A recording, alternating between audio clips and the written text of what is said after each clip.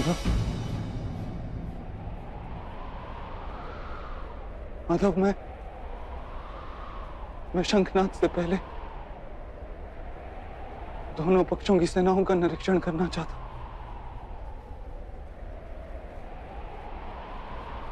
रथ को दोनों सेनाओं के मध्य में ले चलिए।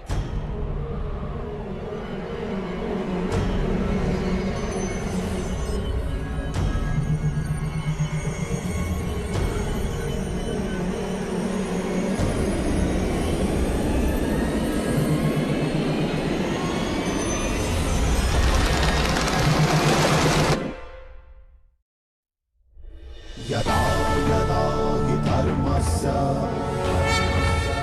ग्लानिर्भवति भारत अभ्युत्थानमधर्मस्य तदात्मानं सृजाम्यहम् परित्राणाय साधूनां विनाशाय च दुष्कृताम्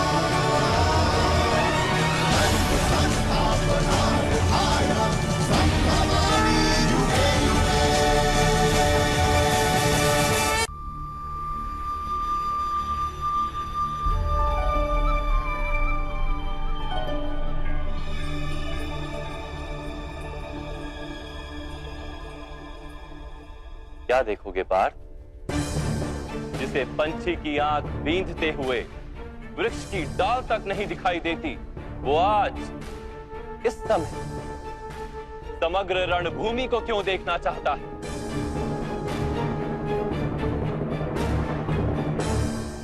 विपक्ष की सेना का परीक्षण करना चाहता हूं माधव, और अपनी सेना का भी निरीक्षण करना चाहता हूं।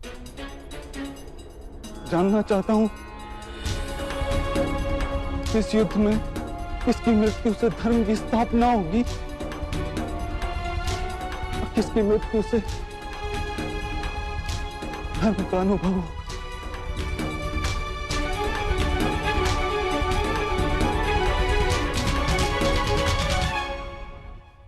मैं ये जानना चाहता हूं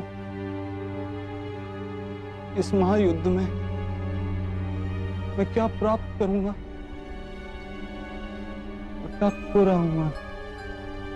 इस युद्ध में बलिदान देने चले हो तुम पार्थ, तो खोने पाने का क्या विचार कर रहे हो व्यर्थ?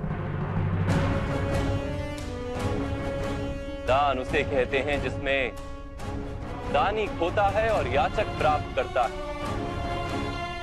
किंतु बलिदान वो होता है जिसे दानी देता है और सारा संसार प्राप्त करता है। परंतु माधव, मैं यहां अकेले दान देने के लिए नहीं खड़ा हूं। लाखों सैनिक अपने प्राणों की आहुति देने के लिए खड़े। मैं निश्चित करना चाहता हूं इस महायुद्ध में मैं केवल अधर्म का नाश कर रहा हूं या साथ ही साथ धर्म का भी नाश कर रहा हूं। और ये सब तुम करोगे पार्थ?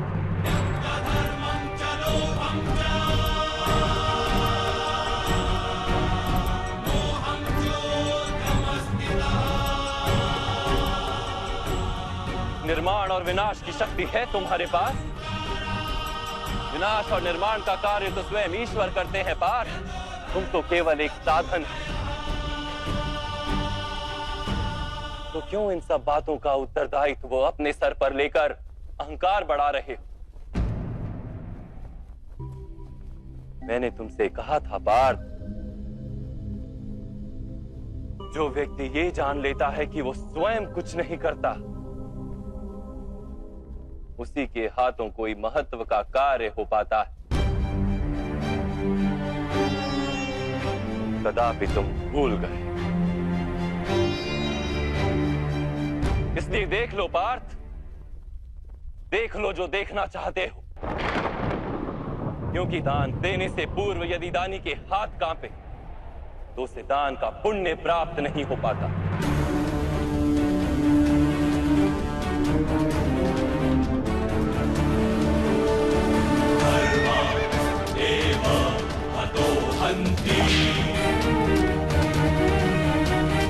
धर्मो रक्षति रक्षितः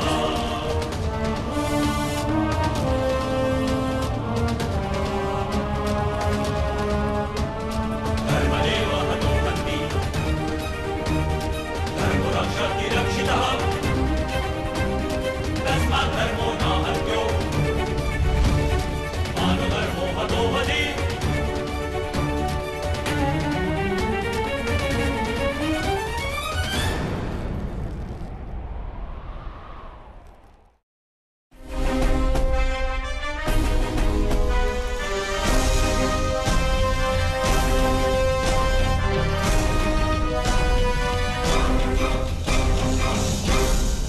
यहां युवराज दुर्योधन खड़े हैं। स्मरण करो पार्थ, पांचाली को दासी बनाकर द्यूत सभा में लाने का आदेश इन्होंने ही दिया था। दुशासन, ले आओ उस दासी द्रौपदी को इस सभा में। यदि वो घमंडी स्त्री मेरे आदेश को स्वीकार न करे तो उसे बालों से पकड़कर खींचकर यहां ले आना।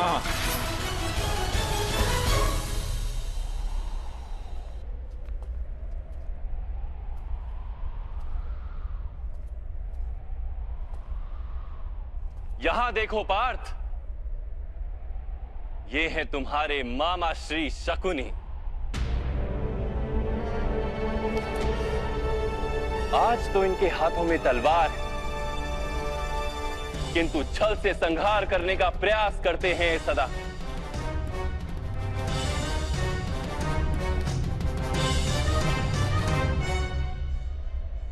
स्मरण करो कैसे इन्होंने तुम 5 भाइयों और तुम्हारी माता को वारणावर्त में भस्म करने का प्रपंच रचा था। वारणावर्त के भवन में हमारे 5 जो शत्रु एकत्रित होंगे, उसी भवन में तुम्हारा युवराज सुयज्ञ होगा।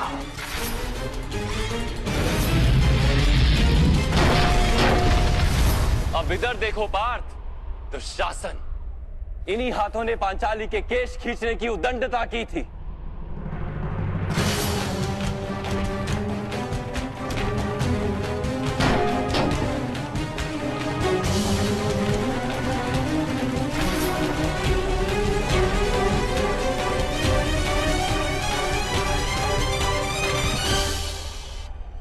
महामहिम और गुरु द्रोण को देखो, मौन रहकर पांचाली का अपमान देखते रहे।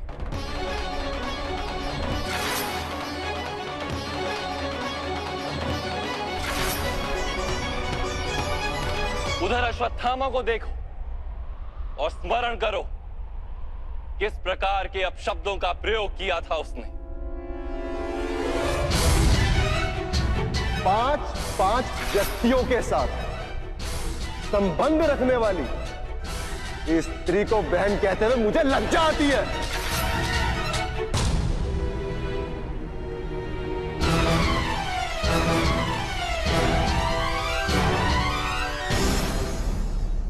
क्या अब तुम्हारा हृदय प्रतिशोध से नहीं चलता पार्थ?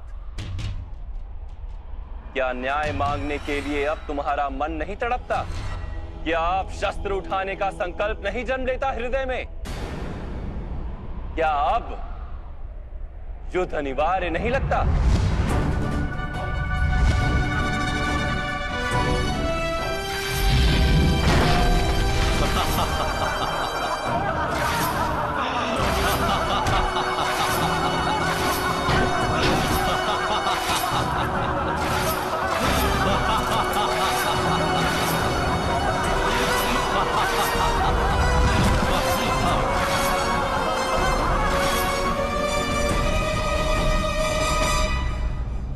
हाँ माधव, ये युद्ध अनिवार्य है।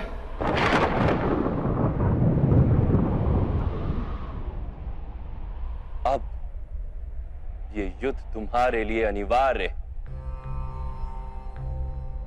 तो महामहिम को एक बार पुनः देखो पार्थ और स्मरण करो कैसे उन्होंने तुम्हें प्रेम और रक्षण दिया पद पद पर। स्वयं बलिदान देकर तुम्हें और तुम्हारे परिवार को अधिकार दिलाने का प्रयत्न किया। जब तक तुम राजा बनकर हस्तिनापुर के सिंहासन पर बैठे हो, मैं प्रतिपल जीऊंगा तुम्हारा रक्षण करने के लिए। किंतु आज पांडु पुत्रों को भी सुख का एक अवसर दे दो पुत्र।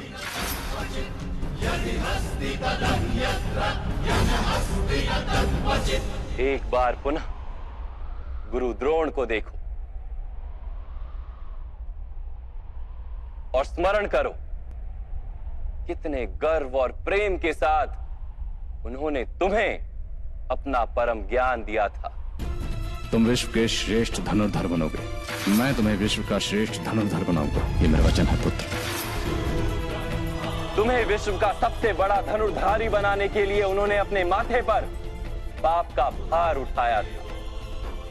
स्मरण करो पार्थ।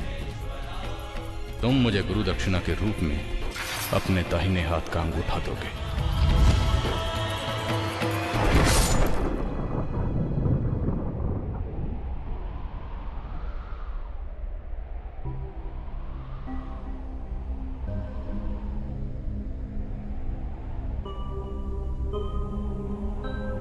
और उधर विकर्ण को भी देखो, एक वही था जिसने द्यूत सभा में विरोध करने का साहस किया था। युद्ध में यदि कोई राजा हारता है तो उसे शस्त्र छोड़ने ही पड़ते हैं, लेकिन किसी स्त्री को ऐसे निर्वस्त्र नहीं किया जाता। योद्धा का निशस्त्र होना और स्त्री के निर्वस्त्र होने में भेद है ज्येष्ठ। और द्रौपदी कुमारी कुरुवंश की कुलवधू है, ये सत्य है। क्या ये सब वध करने योग्य है पार्थ?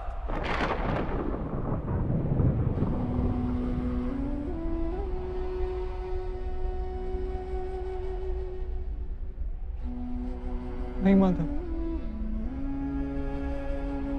मैं इनका वध कैसे कर सकता हूं? अवश्य,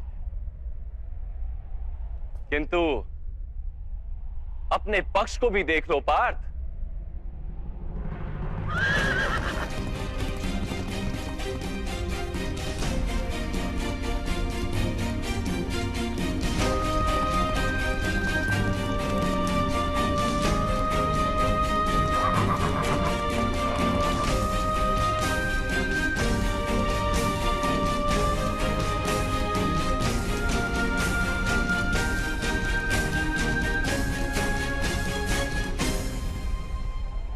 अब अपने पक्ष को भी देखो पार्थ।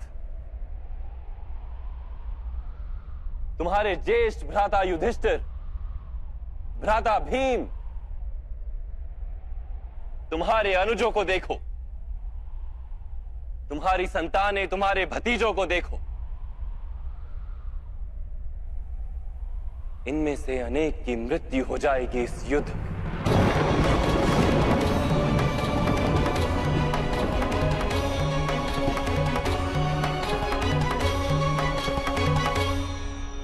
सबकी मृत्यु की संभावना से तुम्हारा हृदय दुर्बल नहीं होता पार्थ?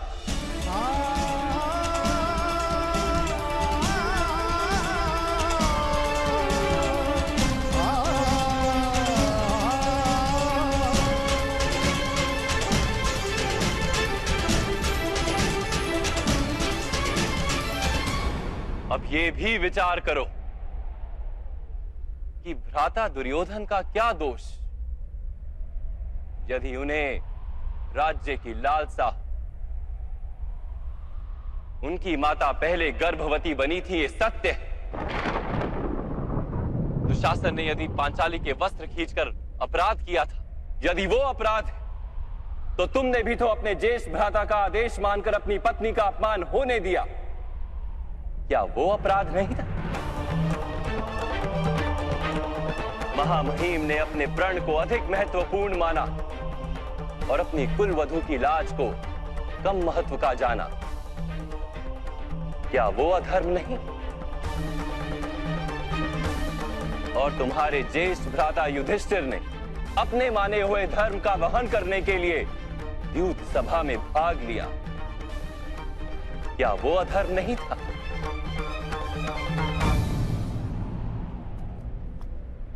तो क्या भ्राता दुर्योधन को शत्रु मानना उचित है?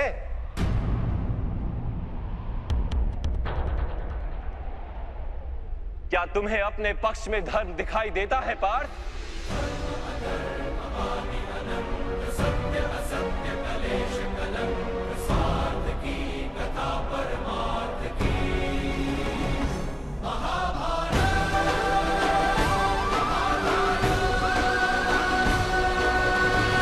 यथार्थ कह रहे हैं माधव, मुझे दोनों ही पक्ष में धर्म भी दिखाई दे रहा और अधर्म भी।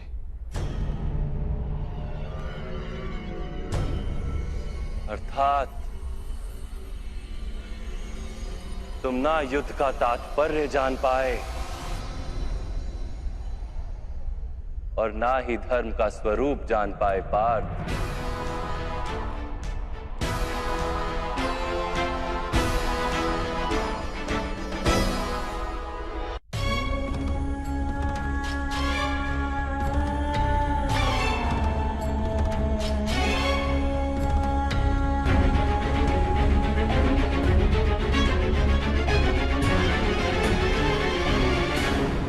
मेरी मति मंद हो गई है माधव।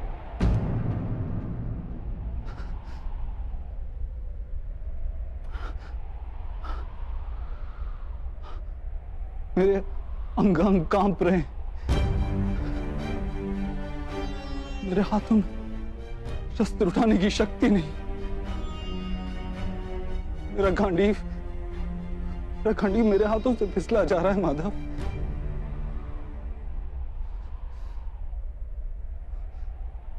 मुझे केवल भयानक विनाश दिखाई दे रहा है, केवल भयानक विनाश।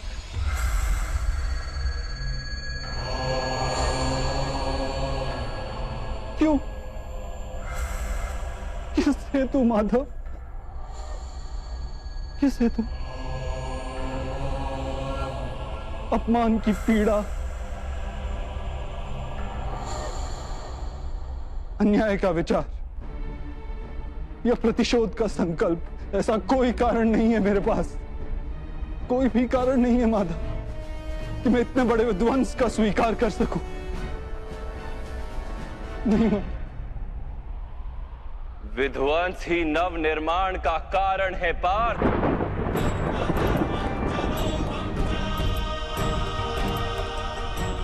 पौधे की एक डाली काटी जाए तो दो डालियां जन्म लेती। तुम आज के विध्वंस से क्यों भयभीत होते? कल पुनः नवनिर्माण होगा, क्या ये सत्य नहीं जानते?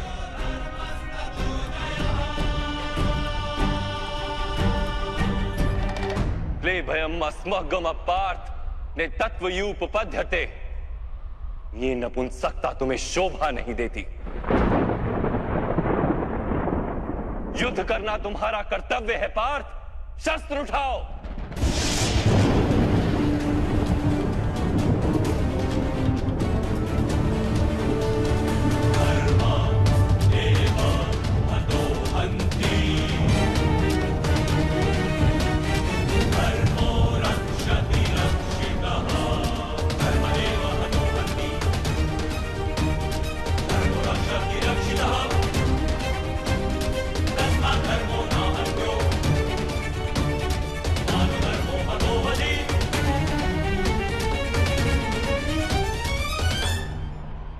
किस प्रकार शस्त्र उठाऊं माधव?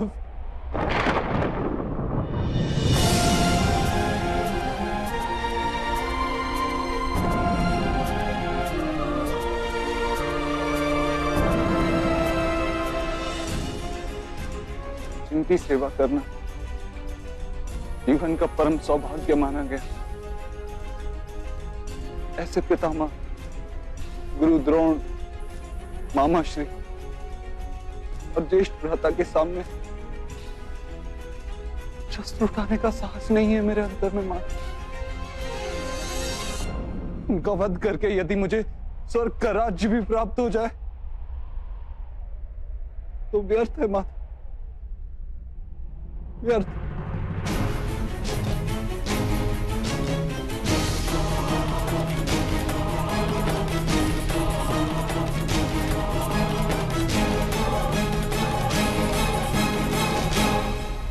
माधव, मनुष्य जीता है अपने भविष्य को सोच के। मैं इन सैनिकों को भी देखता हूँ माधव, इन लाखों सैनिकों को देखता हूँ, मुझे ध्यान आता है कि युद्ध के उपरांत लाखों स्त्रियां विधवा हों, लाखों बच्चे अनाथ होंगे। कल जब समाज के नियम टूटेंगे तो परंपरा का शिक्षण देने वाला कोई नहीं होगा, वेदों का ज्ञान लुप्त हो जाएगा माता,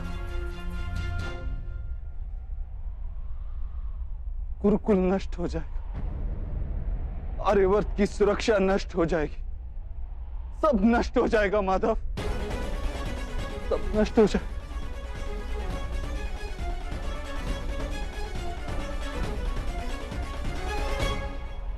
बुद्धिमान व्यक्तियों जैसे तर्क देते हो,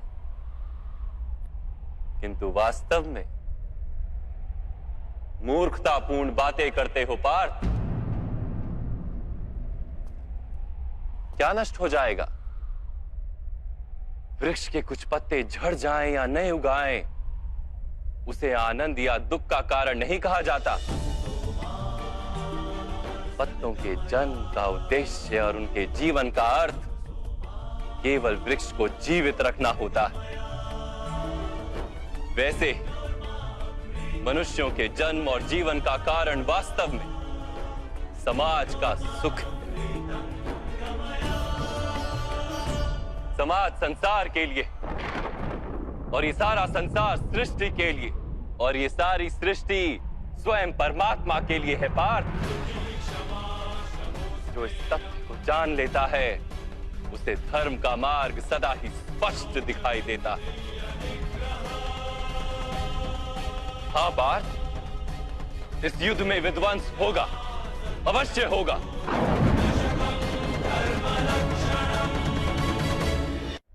हाँ पार्थ, इस युद्ध में विध्वंस होगा, अवश्य होगा। किंतु ये भी जान लो कि नई परंपराओं का निर्माण भी होगा। पुरानी परंपराएं विष बन गई हैं। हजारों वर्ष पूर्व वेदों ने जिस धर्म की स्थापना की थी वो अब केवल शब्द बनकर रह गई। जो वर्ण व्यवस्था मनुष्य की बुद्धि पर आधारित थी वो आज मनुष्य के जन्म पर आधारित हो गई, शोषण का माध्यम बन गई है पार्थ।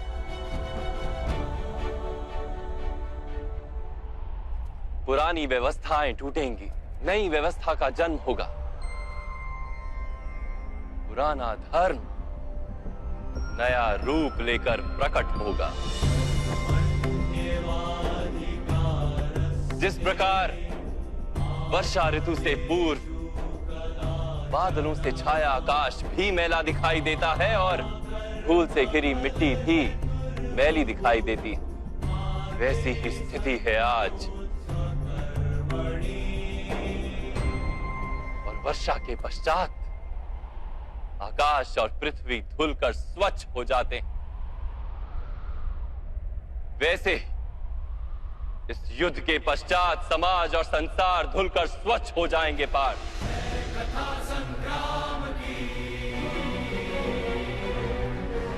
इस युद्ध के पश्चात ये संसार और समाज भी स्वच्छ हो जाएगा। इसलिए मोह का त्याग करो पार्थ, समग्र संसार के लाभ का विचार करो। शस्त्र उठाओ और युद्ध करो, शस्त्र उठाओ और युद्ध करो, शस्त्र उठाओ और युद्ध करो, शस्त्र उठाओ और युद्ध करो।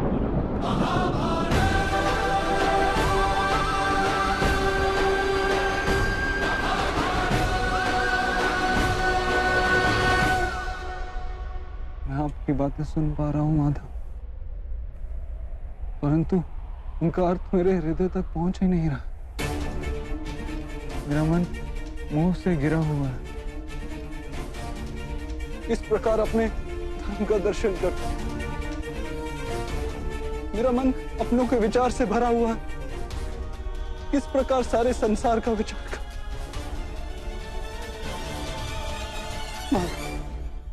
आपने कहा था कि आप मेरे रथ को उचित दिशा में ले चलेंगे।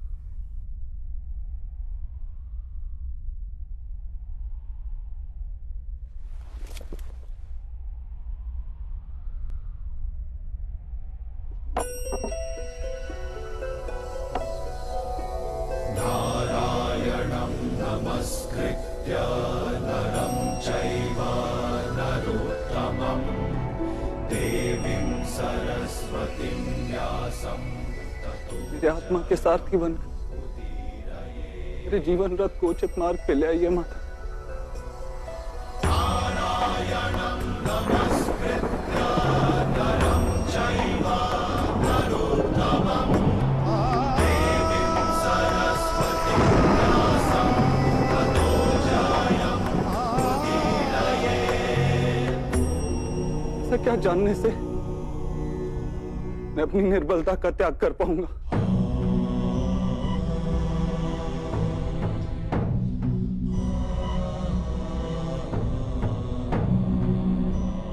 उठो पार्थ,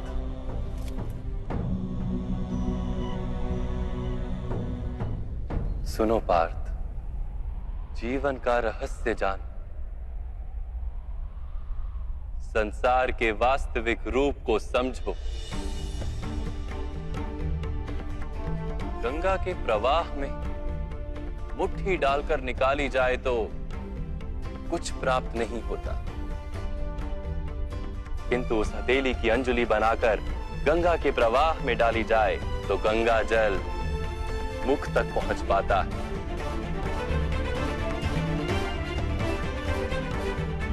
विचार करो पार्थ, अहंकार की मुट्ठी बांधी है या समर्पण की अंजुलि बनाई है तुमने? इस ज्ञान को ग्रहण कर पाओगे?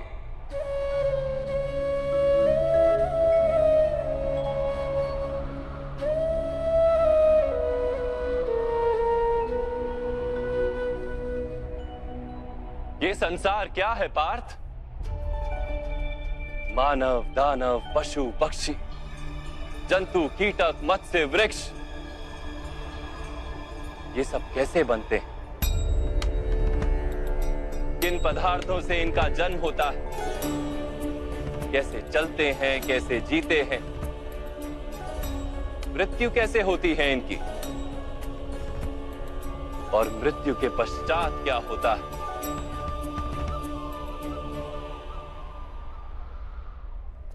इस रहस्य का विचार करो। मनुष्य की देह मिट्टी से बनी है माता। जल उसमें रक्त आदि बनकर प्रवाह करता है, अग्नि देह को तापमान देती है और देह में रिक्त स्थानों में आकाश प्रकट होता है। अर्थात धरती, वायु, जल, अग्नि और आकाश, इन पंच महाभूतों से ही शरीर का निर्माण हो। अर्थात महामहिम गुरु द्रोण पृथ्वी, जल, वायु, अग्नि और आकाश से अधिक कुछ भी नहीं। धर्म ज्ञानी भी पंच महाभूत का जोड़ है और अधर्मी भी। तो मोह किसका कर रहे हो पार्थ? मिट्टी का? परंतु माधव, इस मिट्टी के देह से ही तो मनुष्य एक दूसरे का परिचय पाते हैं। सारे संबंध इस मिट्टी के देह से ही तो होते हैं। नहीं पार्थ, यदि ये सत्य होता तो मृत्यु के पश्चात देह को नष्ट क्यों किया जाता है? वास्तव में ना मनुष्य का परिचय उसकी देह से है और ना ही संबंधों का आधार उसकी देह से।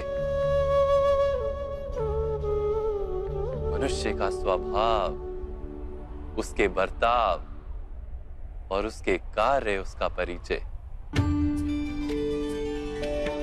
ये स्वभाव, बर्ताव और कार्य कैसे बनते हैं, इसे समझो पार्थ।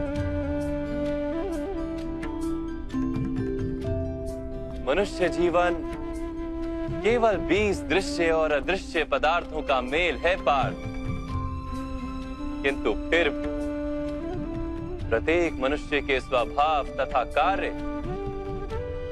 भिन्न भिन्न प्रतीत होते हैं। इसका कारण है सृष्टि के 3 गुण, तमस, रजस और सत्व। ये तीन गुण क्या है माधव? तमस का अर्थ होता है अंधकार। बिना अच्छे बुरे का विचार किए जीवन व्यतीत करने को तामसिक व्यवहार कहा जाता है। जैसे पशु पक्षी जीते हैं केवल अपनी शारीरिक इच्छाओं को पूर्ण करने के लिए। सत्व का अर्थ होता है ज्ञान का प्रकाश।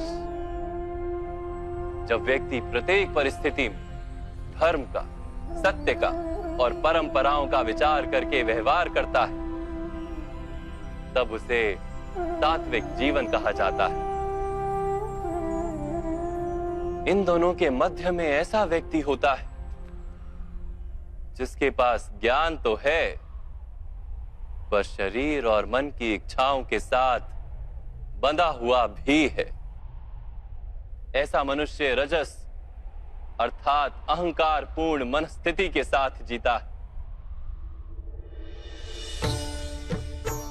तमस, रजस तथा सत्व गुणों के अधिक या कम मात्रा के मेल से ही मनुष्य का स्वभाव बनता है।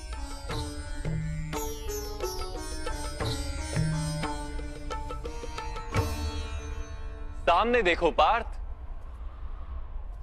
इन सब में तुम्हें कौन से गुण दिखाई देते हैं?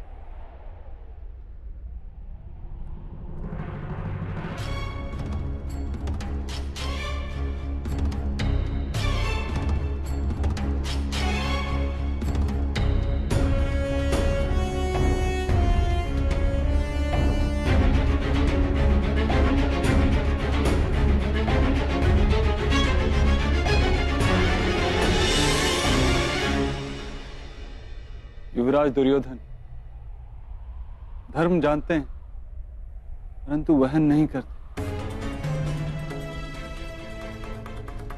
उनके जीवन का केंद्र अहंकार है,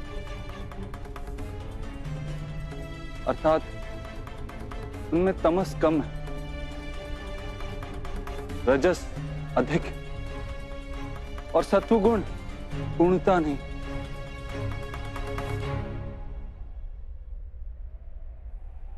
और इस ओर राजकुमार दुशासन, इन्होंने सदैव अपने ज्येष्ठ भ्राता का आदेश माना बिना विचार, अर्थात इनमें केवल तमस। महामहिम को भी देखो पार्थ, सत्व के साथ तमस का मेल है।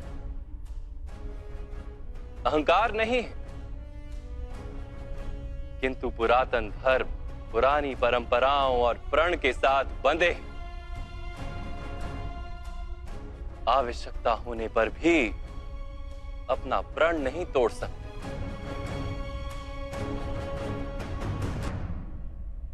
गुरु द्रोण को देखो, ज्ञान और अहंकार दोनों ही हैं। ज्ञान तो मनुष्य को मुक्ति दिलाता है किंतु इनका अहंकार इन्हें मुक्त नहीं होने देता।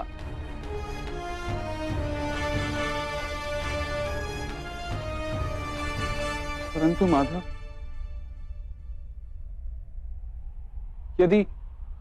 यदि मनुष्य का स्वभाव इन तीन गुणों का मेल है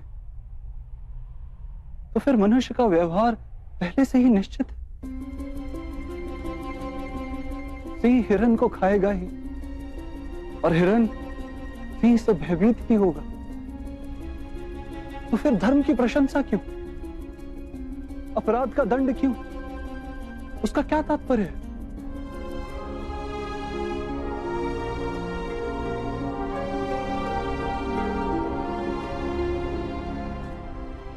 उत्तम प्रश्न है पार्थ, किंतु पहले मनुष्य क्या है ये तो जान लो।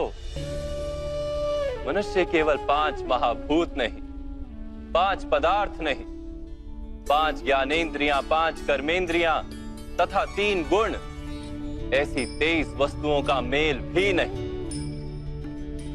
मनुष्य को चलने फिरने तथा कार्य करने हेतु शक्ति की आवश्यकता होती है। और उस शक्ति को चेतना कहते हैं। तो क्या माधव मनुष्य इसकी चेतना है? नहीं पार्थ, मनुष्य की चेतना के साथ उन 23 वस्तुओं के मेल का नाम प्रकृति है। 24 वस्तुओं से बने मनुष्य नामक यंत्र में वास करता है पुरुष, अर्थात परमात्मा का अंश। उसे आत्मा कहा गया। जब प्रकृति और पुरुष का मेल होता है, अर्थात जब परमात्मा का अंश आत्मा बनकर देह में वास करता है, तब मनुष्य जीवित होता है। यह आत्मा क्या है माधव, और इसे जानने का क्या उपाय है?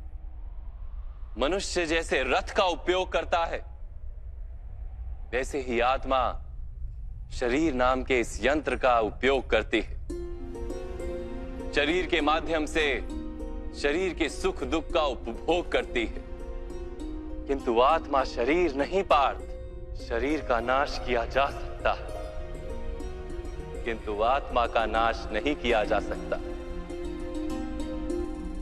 नैनं छिन्दन्ति शस्त्राणि नैनं दहति पावका न चैनं क्लेदयन्त्यापो न शोष्यति मारुता। आत्मा ना शस्त्रों से छेदी जा सकती है और ना ही अग्नि से जलाई जा सकती है। ना जल उसे निर्बल कर सकता है और ना ही पवन उसे सुखा सकती है। आत्मा शरीर में रहते हुए भी अमर है। न हन्यते हन्यमाने शरीरे। पार्थ, शरीर की हत्या की जा सकती है, किंतु आत्मा की हत्या नहीं की जा सकती। आत्मा तो सर्वव्यापी है, अचल है, स्थिर है, सनातन है। पुराना वस्त्र त्याग कर जैसे मनुष्य नया वस्त्र धारण करता है, वैसे ही आत्मा पुराना शरीर छोड़कर बार बार नया शरीर धारण करती है। परंतु माधव, मैं तो जगत का अनुभव अपने शरीर के माध्यम से ही करता हूं। स्वयं को देह न जानकर मैं आत्मा कैसे जान सकता हूं? स्वयं को आत्मा के रूप में जानना असंभव भी नहीं पार्थ। अंध भी जीते हैं, गूंगे भी जीते हैं, जिनके पास हाथ पैर नहीं होते वो भी जीते हैं। स्पष्ट कि शरीर मनुष्य नहीं, जिसकी चेतना चली जाती है, जिसे मूर्छा आ जाती है, वो भी जीवित रहता है। इसलिए स्पष्ट है कि मनुष्य का चेतन तत्व वो भी शरीर नहीं। इसी प्रकार जो व्यक्ति अपने भीतर खोज करता है, मैं इंद्रियां नहीं, शरीर नहीं, भावनाएं नहीं, विचार नहीं, ज्ञान भी मैं नहीं, जो ये समझता जाता है, वो अंत में स्वयं को आत्मा के रूप में जान ही लेता है।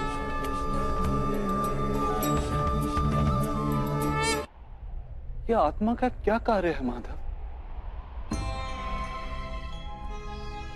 जब पर ब्रह्म के भाग हुए, पुरुष तथा प्रकृति बने, तब पुरुष अर्थात परमात्मा के अंश ने आत्मा बनकर प्रकृति की प्रत्येक वस्तु में वास किया।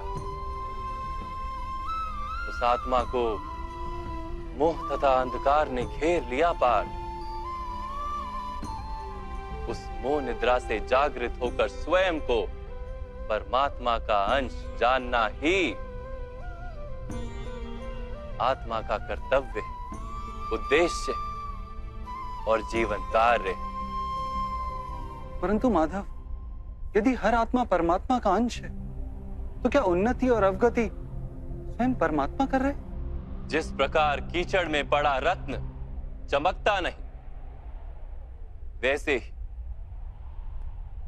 प्रकृति के 24 पदार्थों से घिरी आत्मा को विस्मरण हो जाता है कि वो परमात्मा का अंश है।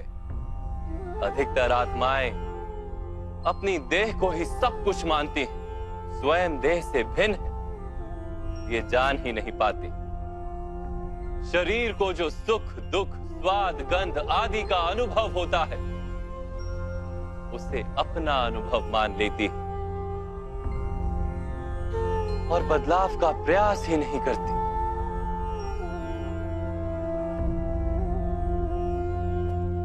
जो आत्माएं बदलाव का प्रयत्न नहीं करती, निरंतर अधर्म करती रहती हैं, उन्हें जागृत करने के लिए दंड देना अनिवार्य है।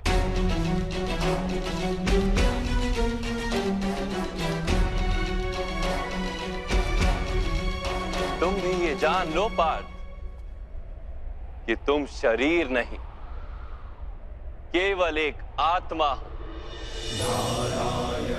इस रणभूमि में दिखाई देने वाला प्रत्येक योद्धा वो नहीं जो तुम उन्हें मानते हो। कुछ समय के लिए इन सब ने शरीर में वास किया, इनके शरीर मरेंगे, किंतु ये सब अमर, वो पुनः नया शरीर धारण करेंगे।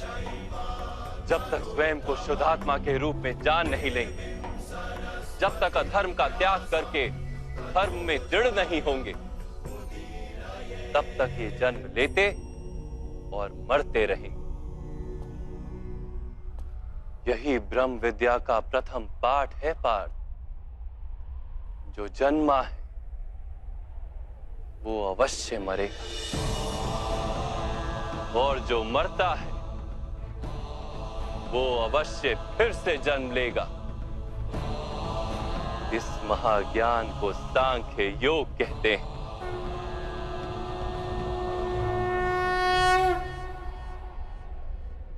धर्म और अधर्म क्या है माधव?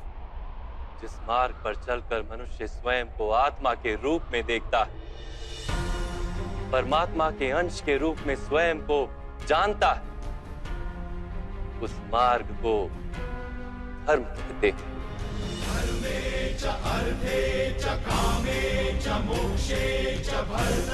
जब मनुष्य स्वयं को परमात्मा के अंश के रूप में जान लेता है,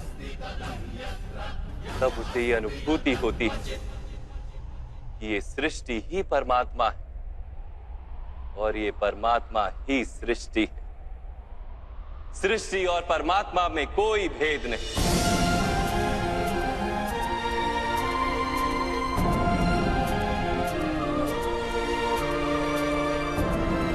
जो मनुष्य ये जान लेता है, वो दूसरे मनुष्यों और प्राणियों की ओर निर्दयी और कठोर नहीं होता। वो ये जानता है कि जीव कटने से पीड़ा केवल जीव को नहीं होती, उसकी अनुभूति समग्र शरीर को होती है। वैसे एक मनुष्य को पीड़ा होती है तो समग्र संसार उस पीड़ा का अनुभव करता है। जब तक संसार में एक मनुष्य भी पीड़ित है,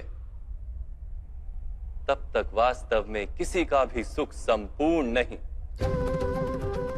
ये जानने पर मनुष्य का मन करुणा से भर जाए, उसे धर्म कहते हैं।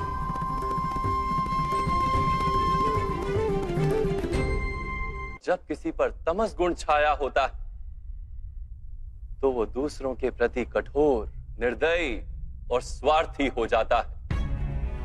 अपने माने हुए सुख के लिए दूसरों को दुख देता है। परमात्मा की ओर गति नहीं हो पाती उसकी। अर्थात अधर्म परमात्मा से दूर ले जाने वाले मार्ग का नाम है। अर्थात अधर्म तो अज्ञान का दूसरा नाम। तो फिर अज्ञानी के प्रति तो दया होनी आवश्यक है ना? दंड का क्या तात्पर्य है?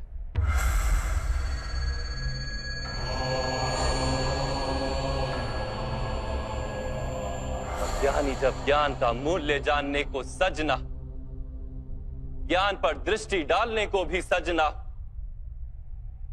तब दंड ही दया है।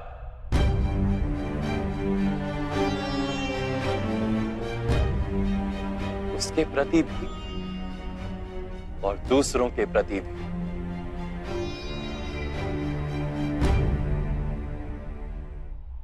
सृष्टि की गति सदा ही परमात्मा की ओर हो, यह अनिवार्य है। किंतु कभी कभी ऐसी स्थिति उत्पन्न हो जाती है कि अज्ञान, मोह और अधर्म बढ़ जाता है। संसार से धर्म लुप्त हो जाने का भय उत्पन्न हो जाता है। संसार से जब धर्म लुप्त हो जाता है, करुणा भी नष्ट हो जाती है और सत्य भी नष्ट हो जाता है। आने वाली पीढ़ियों को धर्म प्राप्त हो सके, इसके लिए आज अधर्मियों का नाश करके धर्म की पुनः स्थापना करना अनिवार्य है। कथा संग्राम की, विश्व के कल्याण की। आज भी ऐसी ही स्थिति है पार्थ, और धर्म स्थापना का कर्तव्य तुम्हारा है। इसलिए निर्बलता का त्याग करो और इस युद्ध के लिए सज हो जाओ, और इस युद्ध के लिए सज हो जाओ, इस युद्ध के लिए सज हो जाओ।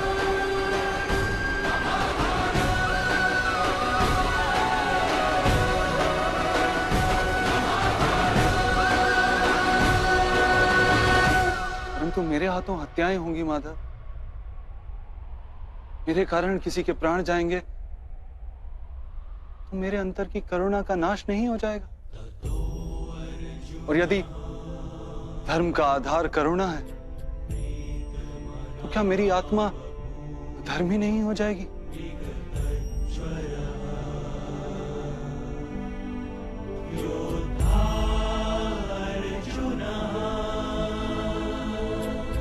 कर्म का बंधन अवश्य निर्मित होता है,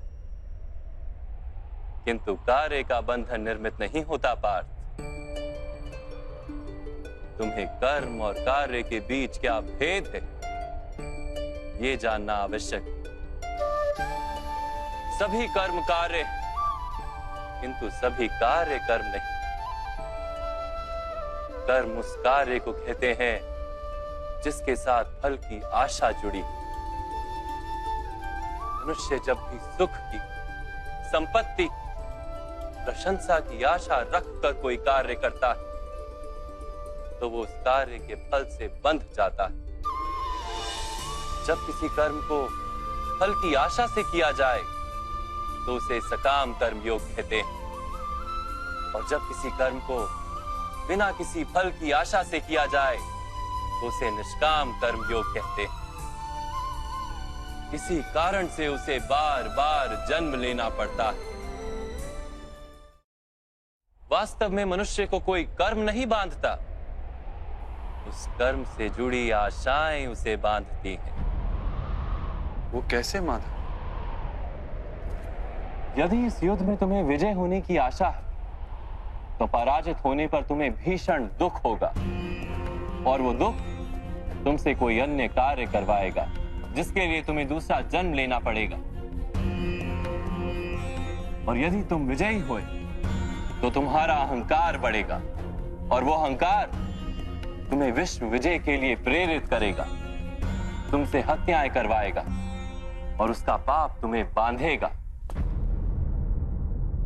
विचार करो, यदि तुम्हें इस युद्ध में ना विजय का मोह और ना पराजय का भय, तो इस युद्ध के अंत में तुम्हें सुख प्राप्त होगा या दुख प्राप्त होगा? ना सुख माधव, ना ही दुख। अर्थात तुम्हारा सुख, दुख, हताशा, निराशा, अहंकार युद्ध के कारण नहीं है। युद्ध के साथ तुमने जो आशाएं बांधी हुई हैं, उसके कारण है। क्या ये सत्य नहीं है पार्थ?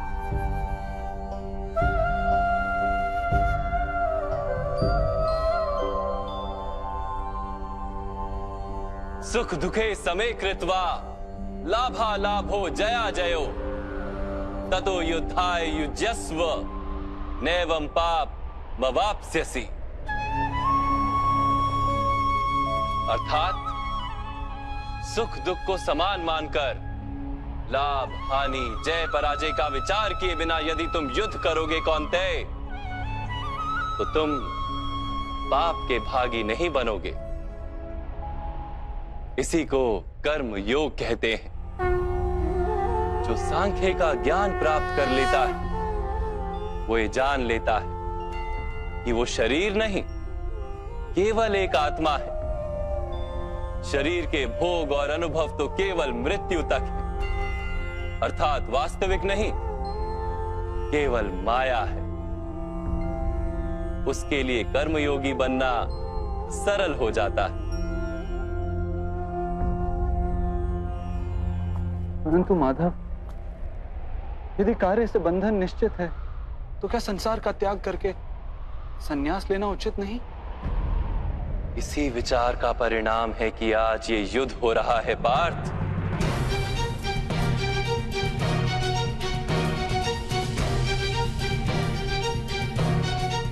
विचार करो, जब सत्व गुण से भरे धर्म को जानने वाले लोग कर्मों का त्याग करते हैं, तब अधर्म से भरे लोग भी संसार को चलाते हैं।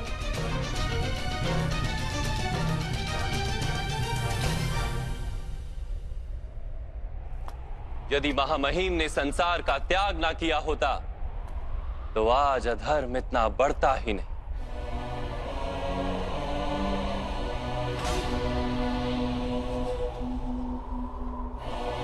और तुम्हारे पिता ने यदि संन्यास ना लिया होता तो आज भ्राता युधिष्ठिर सुख से राज कर रहे होते।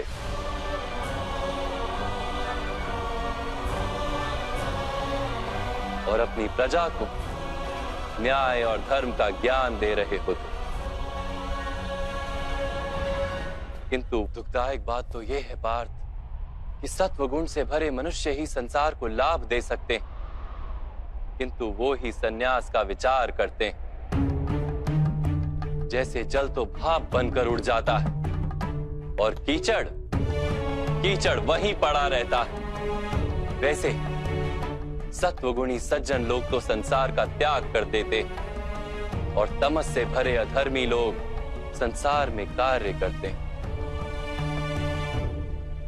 इसी कारण से संसार में पाप और अधर्म बढ़ता है।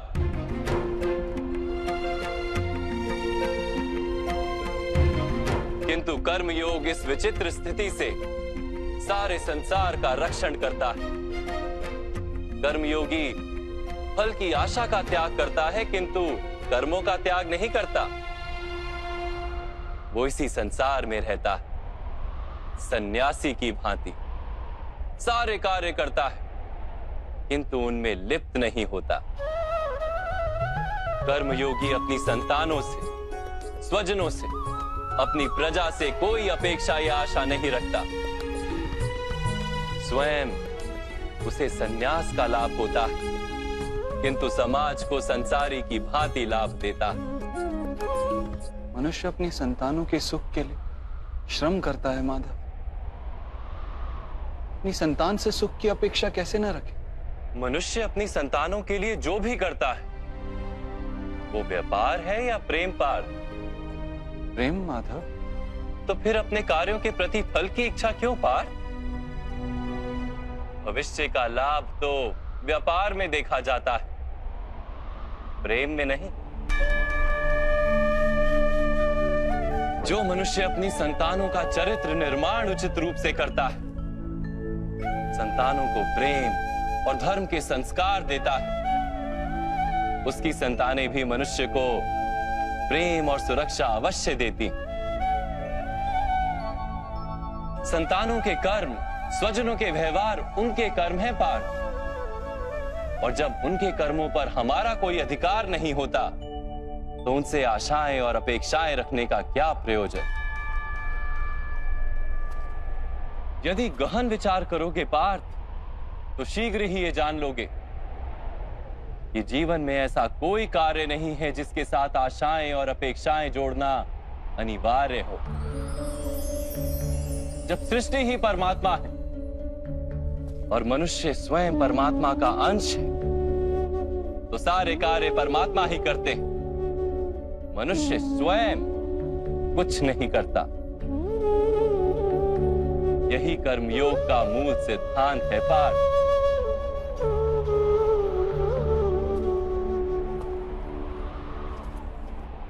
तुम्हें भी कर्म योगी बनकर ये युद्ध करना आवश्यक है पार्थ। त्रिगुणिया विश्या वेदा निस्त्रिगुण्यो भवार्जुना निर्द्वंद्वो नित्यस्तत्वस्थो निर्योग क्षेम आत्मवान। 3 गुणों का त्याग करके निर्गुण बन जाओ पार्थ, इस द्वंद्व से मुक्त हो जाओ। सदा सत्व अर्थात परमात्मा में बुद्धि लगाकर कर्तव्य का वहन करते रहो।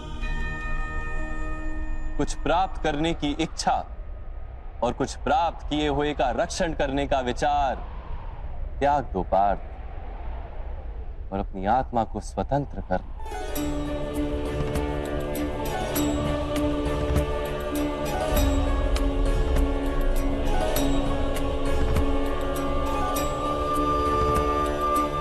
स्मरण रहे पार्थ,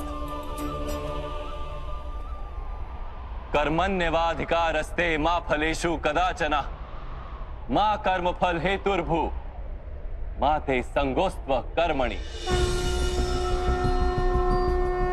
तुम्हारा अधिकार तो केवल कर्म करने का है, फल तो ईश्वर के हाथ में। इसलिए ना कर्म से भागना उचित है और ना ही कर्म के फल की आशा रखना उचित है।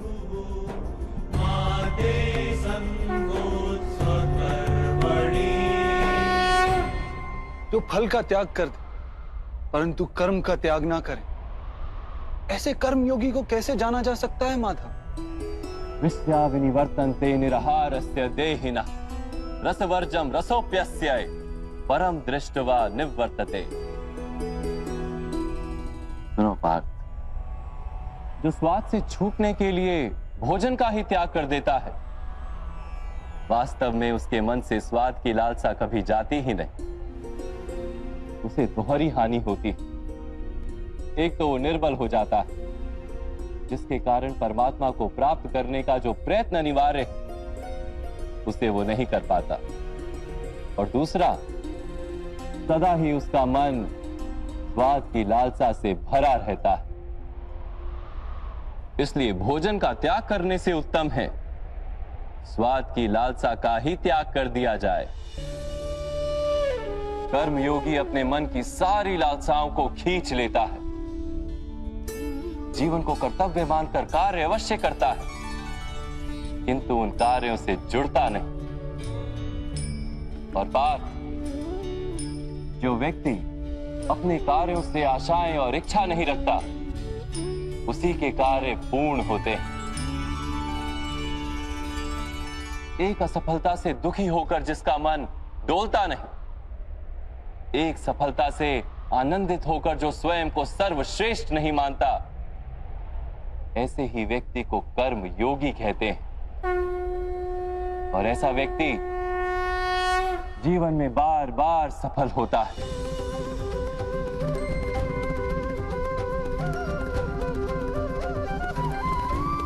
ध्यायतो विषयान पुंसः संगस्तेषु पजायते संगात संजायते कामा कामात् क्रोधो भिजायते क्रोधात् भवति सम्मोहः सम्मोहात् स्मृति विभ्रमः स्मृति भ्रंशात् बुद्धिनाशो बुद्धिनाशात् प्रणश्यति। फल की आशा से कामना प्रकट होती है, और कामना का तो स्वभाव है असंतुष्ट रहना। असंतोष से क्रोध उत्पन्न होता है, और क्रोध से मोह जन्मता है।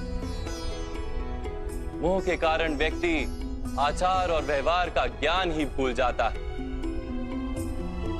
ज्ञान के जाने से बुद्धि चली जाती है, अनुचित प्रकार के कार्य होने लगते हैं, और समाज ऐसे व्यक्ति का शत्रु बन जाता है, और अंत में ऐसे मनुष्य का पूर्णतः पतन हो जाता है।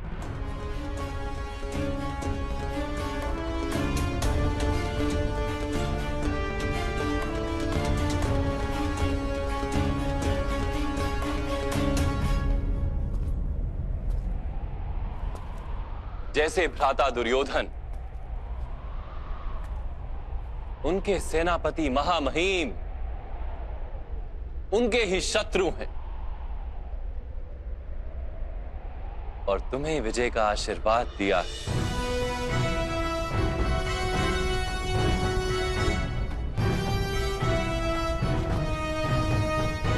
पार्थ, कर्मयोग ब्रह्म विद्या का दूसरा चरण है। परमात्मा में अपनी बुद्धि स्थिर करो, स्वयं को आत्मा जानो, मिथ्या बंधनों से मुक्त हो जाओ और फल की आशा का त्याग करके केवल कर्म करते रहो।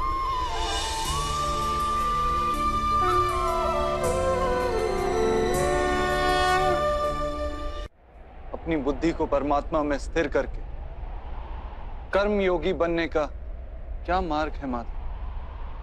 पार्थ, सांख्य योग के कारण मनुष्य परमात्मा का निरंतर स्मरण करता रहता है। परमात्मा का स्मरण करने से मनुष्य के हृदय में समर्पण का भाव उत्पन्न होता है और उस भाव को भक्ति कहते हैं। भक्ति से मनुष्य को सत्य असत्य का ज्ञान प्राप्त होता है। उस ज्ञान से उसे परमात्मा के दर्शन होते हैं और जिसे परमात्मा के दर्शन हो जाते हैं वही वास्तव में कर्मयोगी बन जाता है और जन्मों के फेरों से छूटकर मोक्ष को प्राप्त कर लेता है। सभी आत्माओं का अंतिम लक्ष्य वही है और धर्म का अंतिम चरण भी वही है। किंतु मैं परमात्मा के दर्शन के बिना समर्पण किस प्रकार कर सकता हूं माधव? परमात्मा के दर्शन करने हेतु अपनी आंखों पर बंधे लालसा, अहंकार, क्रोध और पूर्वाग्रह की पट्टियों को उतारना होता है। अंधेरे कक्ष में बैठा मनुष्य यदि कहे कि उसे सूर्य के दर्शन करने तो उससे क्या कहोगे? यही कहोगे ना कि कक्ष से बाहर आ जाए और आकाश के नीचे खड़ा हो जाए। सूर्य तो सदैव उपस्थित है। वैसे ही पार्थ, ये सृष्टि ही परमात्मा है, परमात्मा ही सब कुछ है। परमात्मा के सिवा कुछ भी नहीं। जो अपनी आत्मा के दर्शन कर लेता है वो परमात्मा के दर्शन कर लेता है।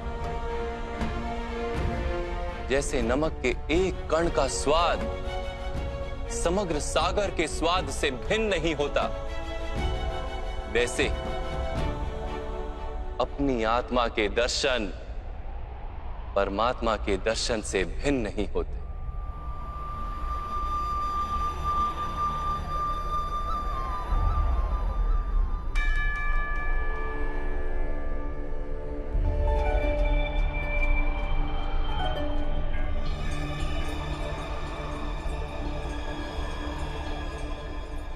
माधव, क्या आप भी परमात्मा हैं?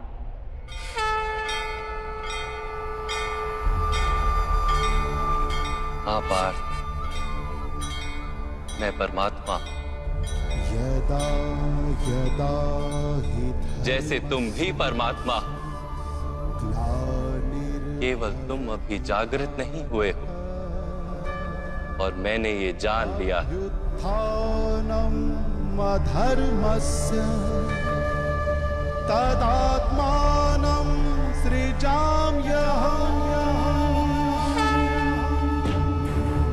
माधव, आपके प्रति समर्पण ईश्वर के प्रति समर्पण क्यों नहीं है? अवश्य,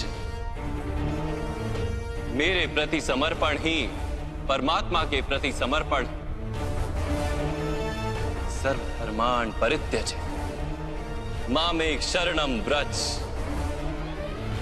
सारे जगत का त्याग करके मेरी शरण में आ जाओ पार्थ।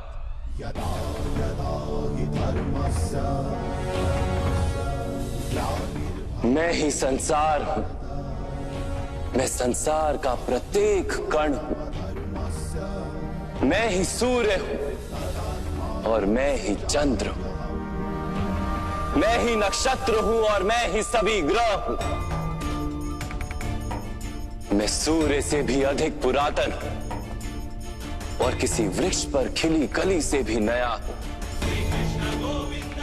मैं ही सारे मनुष्य हूं।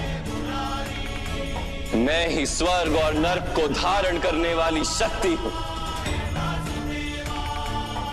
मैं ही दुर्योधन हूं और मैं ही अर्जुन भी हूं।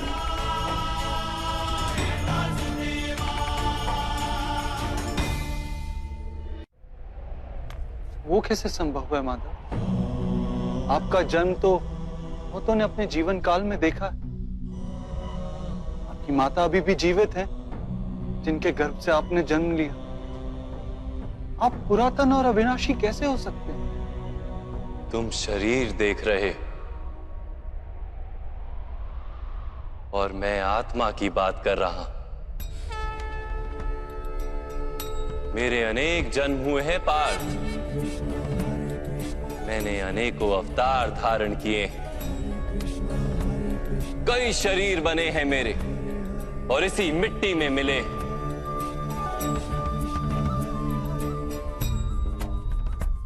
और आगे भी मैं बार बार जन्म लूंगा।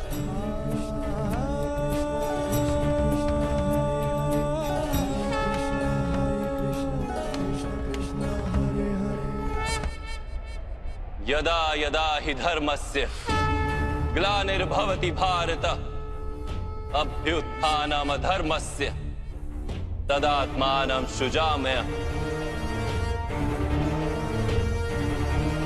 परित्राणाय साधूनां विनाशाय च दुष्कृतां धर्म संस्थापनार्थाय संभवामि युगे युगे।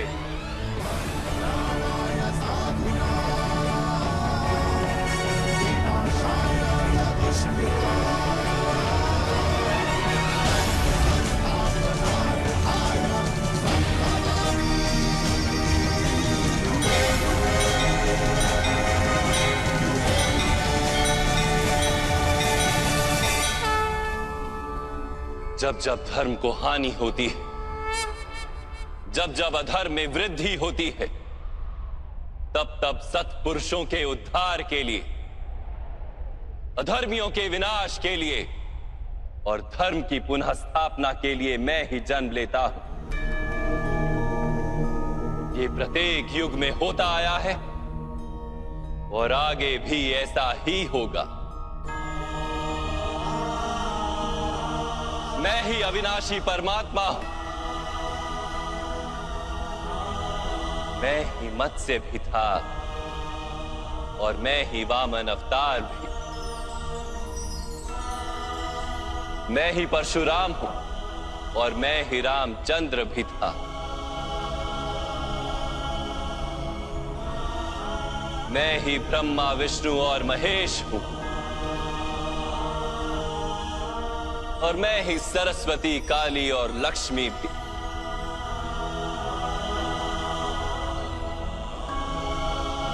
मैं ना पुरुष हूं, ना स्त्री हूं और ना ही नपुंसक। मैं ना शरीर हूं, ना शरीर के अंग हूं। मैं ज्ञान, सृष्टि हूं, चैतन्य और पर ब्रह्म। मैं कुछ भी नहीं हूं और मैं सब कुछ। ऐसा प्रत्येक युग में हुआ है और आगे भी ऐसा ही होता रहेगा।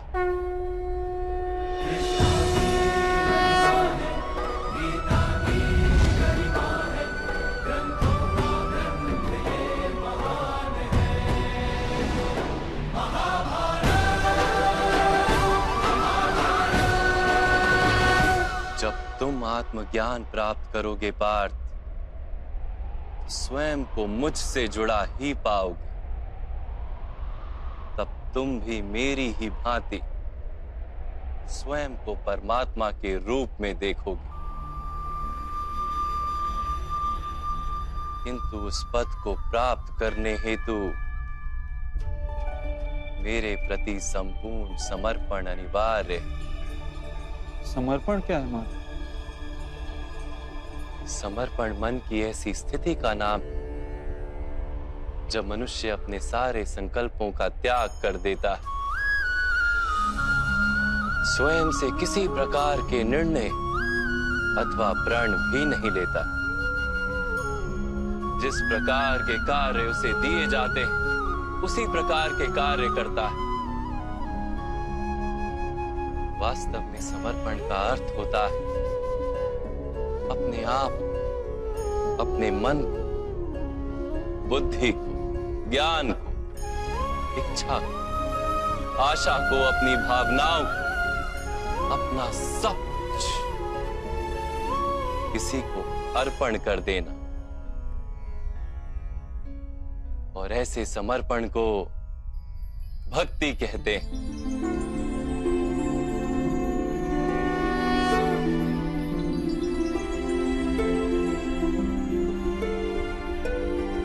पत्नी का समर्पण पति की ओर, एक योद्धा का समर्पण सेनापति की ओर होता है। एक शिष्य के हृदय में गुरु भक्ति होती है। क्या ये सारी भक्तियां एक समान? क्या सबको ईश्वर की प्राप्ति होती है? नहीं पार्थ, मनुष्य जिसके प्रति समर्पित होता है उसी के रूप में ढलने लगता है। उसके मन में कोई संदेह, कोई प्रश्न जन्म नहीं लेता। किसी दुष्ट के प्रति समर्पण उस मनुष्य के कार्यों को दूषित कर देता है। अंगराज कर्ण ने धर्म को जानते हुए भी द्यूत सभा में पांचाली को अपशब्द कहे थे। जो 5-5 पुरुषों के साथ संबंध रखती है, वैश्या होती है ऐसी स्त्रियां, वैश्या होती है ऐसी स्त्रियां। उसका कारण था अंगराज का भ्राता दुर्योधन के प्रति समर्पण। इस युद्ध में उन्हें जो दंड मिलेगा वो किसी जन्म या जाति के लिए नहीं,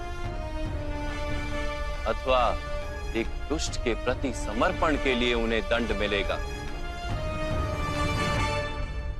इसलिए हे धनंजय, समर्पण उत्तम के प्रति होना आवश्यक है। उसी से मनुष्य उत्तम बनता है। लोहे की माला से अपराधी बांधा जाता है, पीतल की माला से मंदिर के दीपक को बांधा जाता है, और सोने की माला को आभूषण बनाकर गले में धारण किया जाता है। पति भक्ति, स्वामी भक्ति, मित्र भक्ति, ऐसी अनेक भक्तियां होती हैं पार्थ, किंतु सबसे श्रेष्ठ भक्ति तो परमात्मा की भक्ति होती है।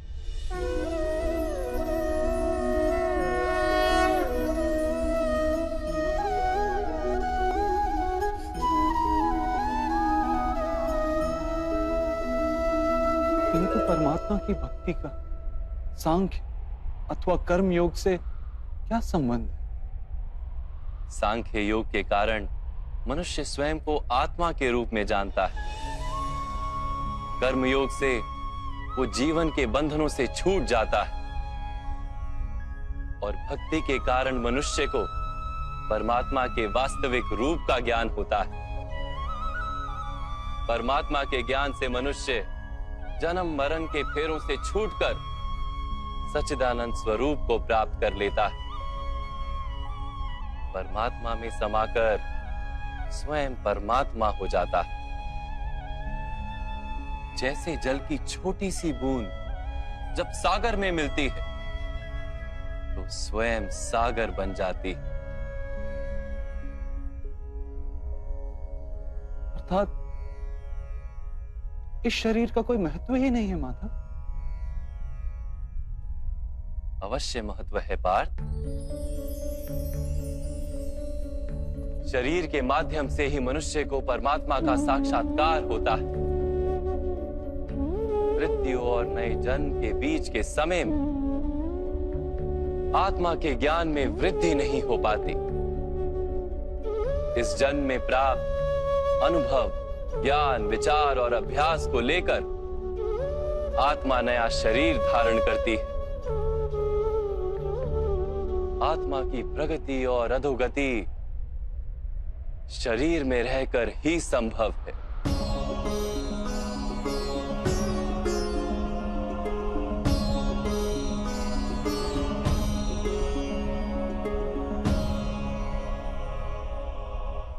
परंतु माधव, यहां उपस्थित व्यक्तियों का वध करके क्या हम उनके उद्धार की संभावना को नष्ट नहीं कर देंगे?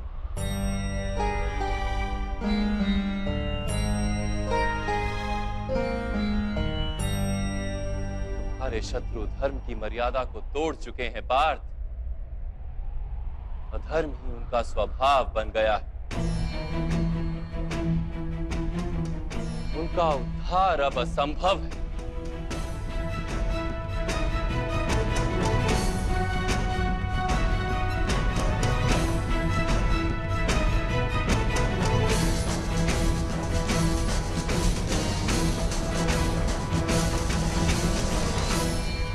अपराधी को एक सीमा तक ही उद्धार का अवसर दिया जा सकता है।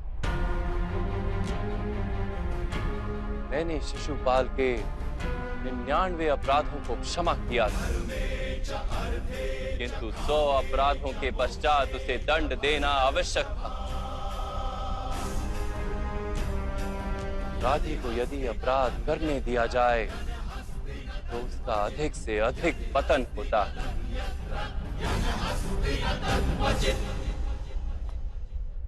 उसे अधर्म से रोकने में ही करुणा है धनंजय।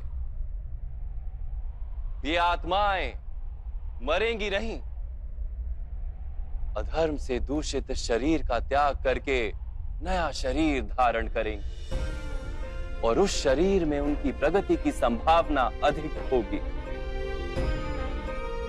इस विचार से यदि तुम युद्ध करोगे तो वो उचित है। मनुष्य का शरीर उसकी संपत्ति भी है और मर्यादा भी। धर्म के मार्ग पर प्रवास करने वाला मनुष्य अपने शरीर को शुद्ध करता है और उसके माध्यम से आत्मा का साक्षात्कार करता है। इसी को क्षेत्र क्षेत्रज्ञ संबंध कहा गया है। मैं इसका तात्पर्य नहीं जान पाया माधव। जब मनुष्य ये जान लेता है कि उसका शरीर एक भूमि का टुकड़ा है, अर्थात क्षेत्र है, और वो उस शरीर में रहने वाला, उस शरीर को समझने वाला अर्थात क्षेत्रज्ञ है, तब वो शरीर के माध्यम से अपनी प्रगति साध पाता है। आत्मा शरीर में रहकर 3 गुणों का समतोलन करती है। तमस को घटाकर सत्व को बढ़ाने का उपाय करती है और ईश्वर की भक्ति करके परमात्मा के साथ एक हो जाती है। भक्ति कैसे की जाती है माधव? क्या समर्पण ही भक्ति नहीं? नहीं पार, समर्पण तो भक्ति का प्रथम चरण है। वास्तव में भक्ति किसी कार्य का नाम नहीं, वो तो केवल मनस्थिति का नाम है। आवश्यक है कि मनुष्य जब तब यज्ञ, याग, यम, नियम, योग और स्वाध्याय के माध्यम से अपने अंतर को शुद्ध करे और परमात्मा के प्रति समर्पित रहे। मनुष्य अपने सारे कार्य, सभी कार्यों के फल, अपने जीवन का प्रत्येक श्वास परमात्मा को समर्पित करता रहे।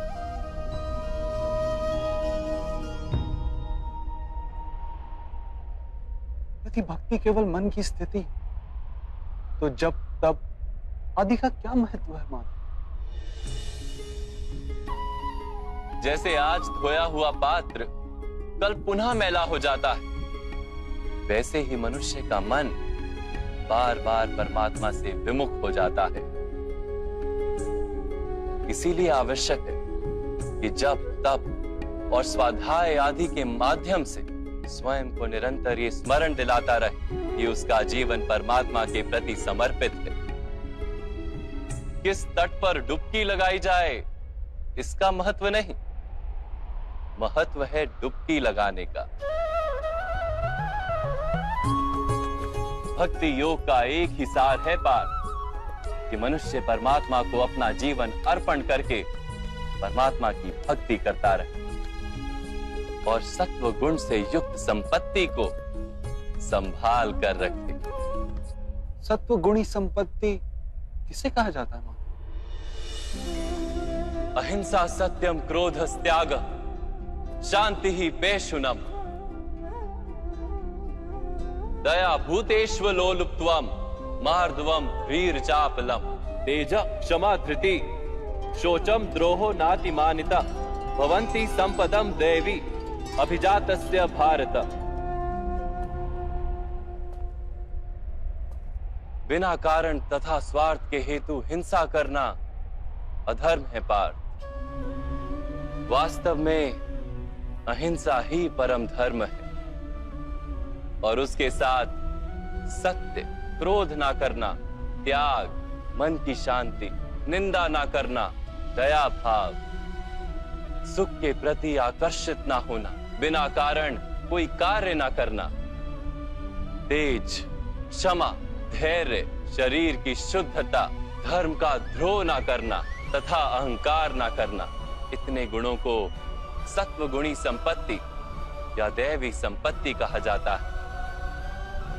इसी से मनुष्य परमात्मा की अर्थात मेरी भक्ति कर पाता है, जीवन के कर्तव्यों का वहन करता है, धर्म की स्थापना करता है और कर्म के फल की आशा का त्याग करके जीता है। उसे मैं निस्संदेह इस जन्म में संतोष देता और मृत्यु के पश्चात अपने ही अंतर में स्थान देता।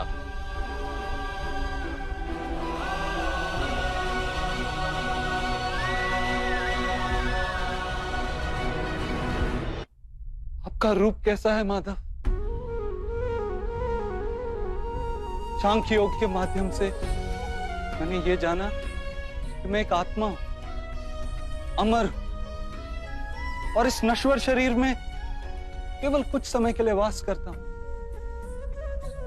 कर्मयोग के माध्यम से मैंने ये जाना कि जो फल की इच्छा का त्याग कर केवल कर्म करता है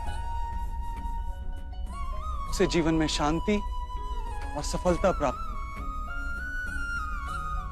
भक्ति योग के माध्यम से मैंने आपके प्रति समर्पण का महत्व जाना।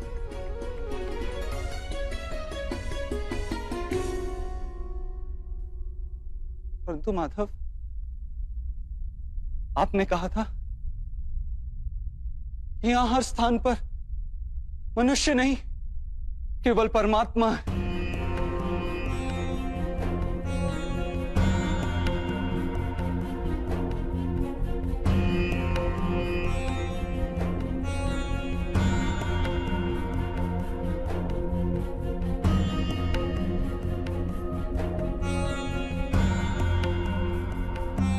किंतु अब भी मुझे यहां केवल मनुष्य दिखाई दे रहे, केवल मनुष्य माधव।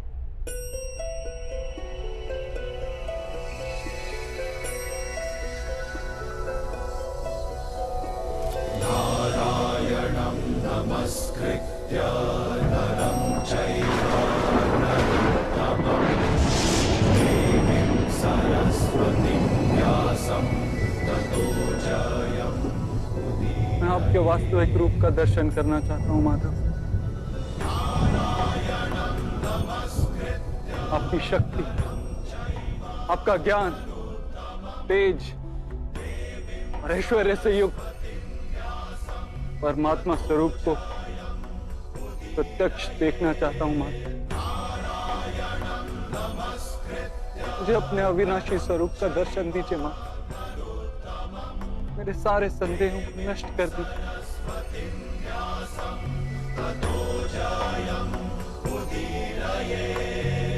मुझे दर्शन दीजिए मां।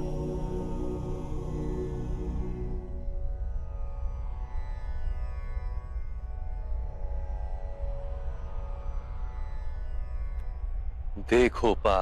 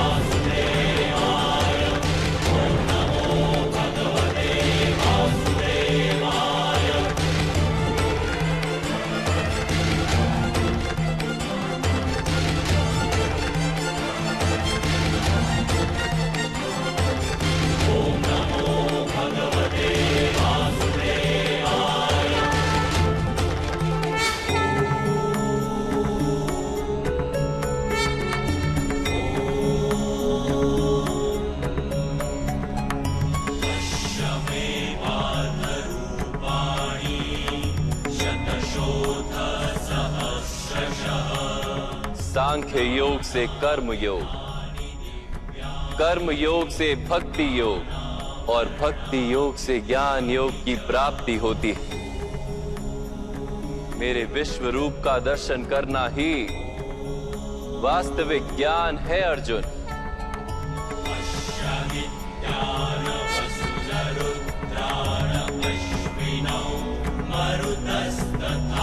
यही एक ज्ञान जो विश्व में सारे ज्ञानों तथा विज्ञानों का आधार है। यही ज्ञान मुक्ति प्रदान करता है। देवताओं को भी जो दर्शन सरलता से प्राप्त नहीं होते, ऐसा वास्तविक रूप मैं तुम्हें दिखा रहा हूं अर्जुन।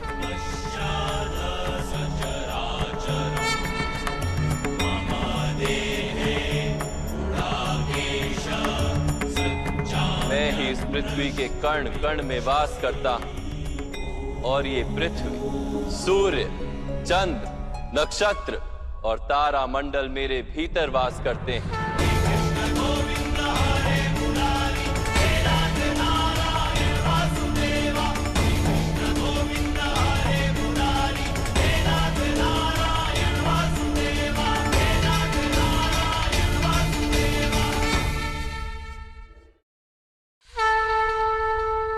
मैं ही सत्य हूं, मैं ही संपूर्ण हूं, मैं ही जीव और मैं ही शिव। अक्षरों में आकार, वेदों में सामदेव, देवों में इंद्र, प्राणियों में चेतना, यक्षों में कुबेर, रुद्रों में शंकर, वसुओं में अग्नि, पर्वतों में सुमेरु और ऋषियों में भृगु, ध्वनियों में ओमकार, यज्ञों में जाप और वृक्षों में पवित्र पीपल, बुद्धि में स्मृति, मेधा, धृति और क्षमा मैं ही हूं। कीर्ति मैं ही, गंधर्वों में चित्ररथ हूं, देवर्षियों में नारद और मुनियों में कपिल, अश्वों में उच्च शवा, हाथियों में ऐरावत और पशुओं में सिंह, पक्षियों में गरुड़, मनुष्य में राजा और शस्त्रों में वज्र,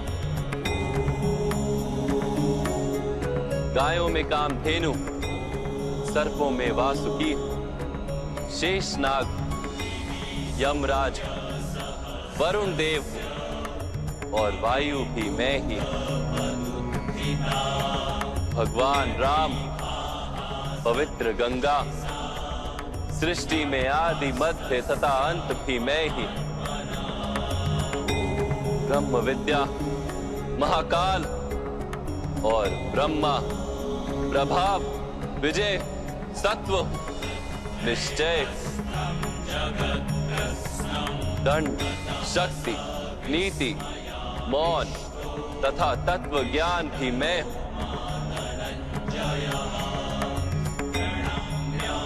वासुदेव, अर्जुन, वेद व्यास, ऐसा कुछ भी नहीं जो मैं नहीं। ऐसा कोई स्थल नहीं जहां मैं नहीं हूं। मैं ही समय हूं और मैं ही जीवन और मृत्यु हूं अर्जुन। यहां उपस्थित सभी मनुष्यों की मृत्यु बनकर खड़ा हूं।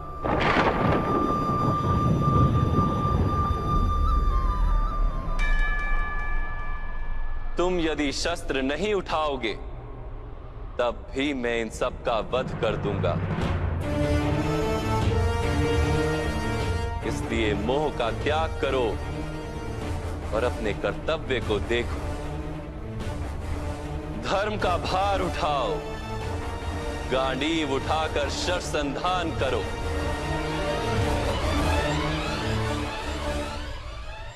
युद्ध करो अर्जुन, युद्ध करो।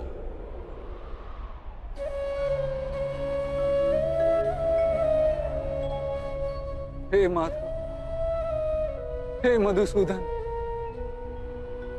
आज मेरे सारे संदेहों का नाश हो गया। कृपया अपने मनुष्य रूप में आ जाइए। मैं आपके प्रत्येक आदेश का पालन करूंगा। करिष्य वचनम तवा।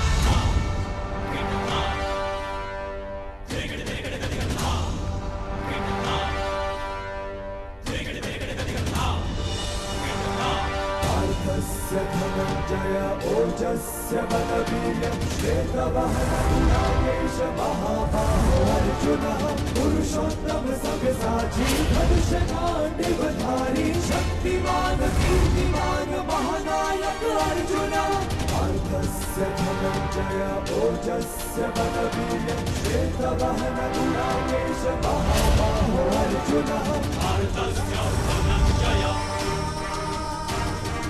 श्वेतवहनगुणाकेशम् पार्थस्य धनञ्जय ओजस्य बलवीर्यं श्वेतवहनगुणाकेश महाबाहो अर्जुन महायोद्धा अर्जुन महानायक अर्जुन।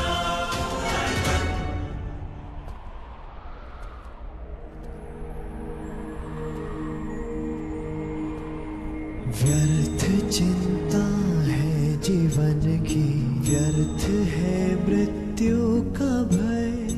आत्म को ना मार पाते शस्त्र अग्नि ना समय।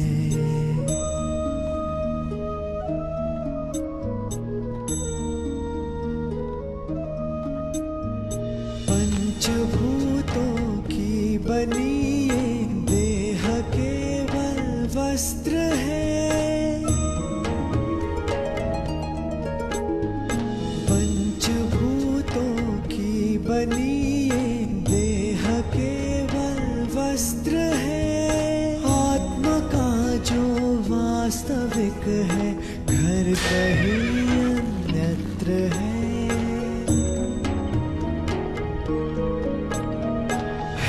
परिवर्तन ही सत्य, झूठ सबका साथ है।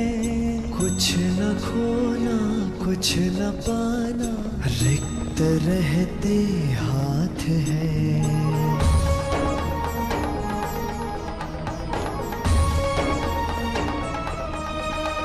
ईश्वर स्वयं है सृष्टि सारी, कहाँ उसको खोजना। जो भी होता शुभ ही होता, सब उसी की योजना। कामनाएं फल की छूटे, वो ही सच्चा कर्म है। ईश्वर चरण में हो समर्पण, वो ही केवल धर्म है। व्यर्थ चिंता है जीवन की, व्यर्थ है मृत्यु का भय। आत्म को ना मार पाते शस्त्र अग्नि ना समय।